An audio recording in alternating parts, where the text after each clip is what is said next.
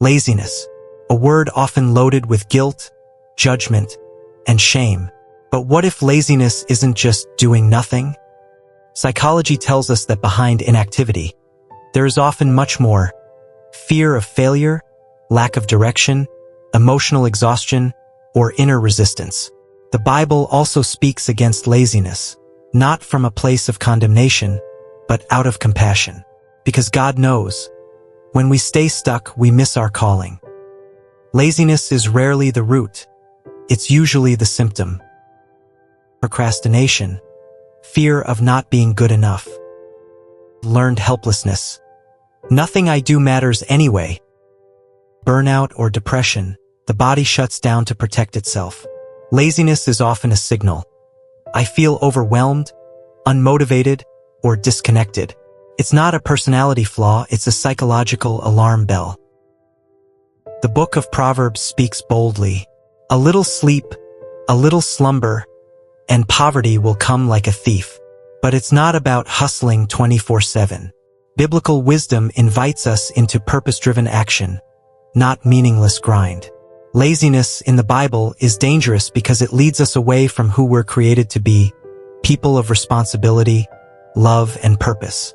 We've all been there. The alarm goes off. You know what you should do, but you stay in bed. This is the inner conflict. Psychology calls it cognitive dissonance, when your values and your actions clash. The Bible describes it as a spiritual struggle, the flesh versus the spirit, Galatians 5. We are created to move, serve, create, but our comfort zone resists. So how do we move forward? Not through guilt, but through grace and microactions. Psychology says, action breeds motivation. The Bible reminds us, God has not given us a spirit of fear, but of power, love, and sound mind. 2 Timothy 1 verse 7. Brain tips that combine both worlds. Start small, 2-minute rule. Reconnect with your why. Pray for strength, not just energy. Silence the perfectionist voice. Laziness isn't your identity.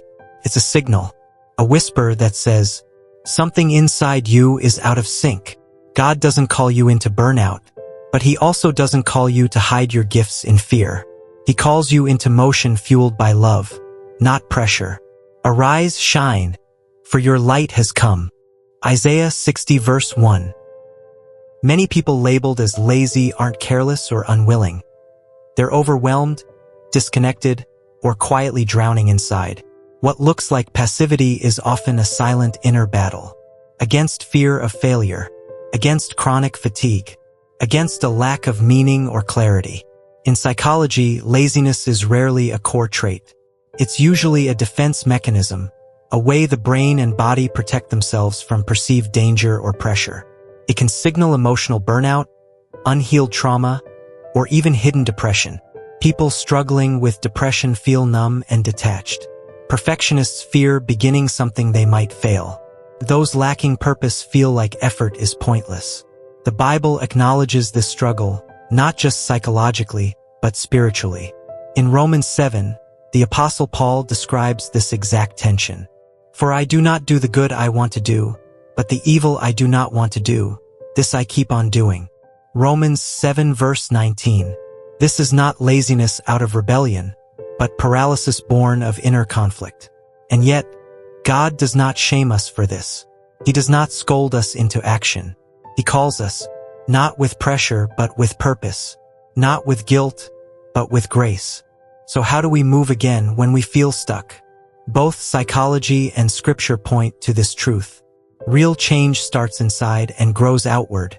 In psychology, we learn about self-efficacy, the belief that your actions matter. When people begin to see progress, even small wins, their energy and motivation rise. Simple strategies, and the 2-minute rule. Start so small it's impossible to fail. Dopamine cycles. Your brain is wired to reward tiny visible steps. Motion creates emotion and mental clarity. Spiritual realignment. Knowing why you do something fuels persistence.